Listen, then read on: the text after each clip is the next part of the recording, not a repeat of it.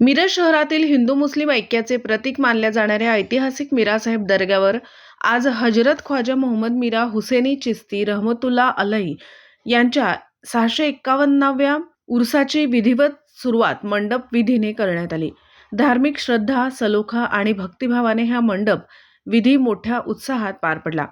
आज मंडप उभारून उर्साचा प्रारंभ करण्यात आला। यावेळी समस्त खादिम जमाततर्फे भाविकांसाठी आवश्यक सोयी सुविधा व सेवा पुरवण्यात आल्या।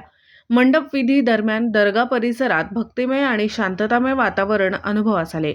मीरासाहेब दर्गा हे केवळ मुस्लिम समाजाचेच नव्हे तर सर्वधर्मीय भाविकांचे श्रद्धास्थान म्हणून ओळखले जाते। कर्नाटकासह महाराष्ट्र व अन्य राज्यांतून दरवर्षी हजारो भाविक उर्सानिमित्त मिरजेत दाखल होतात।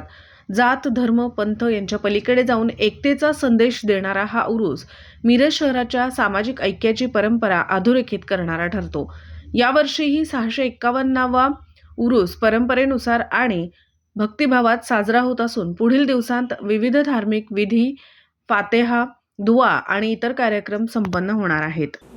दिवसभरातील घडामोडींचा आढावा घेण्यासाठी पाहत रहा N24 मराठी न्यूज चॅनल।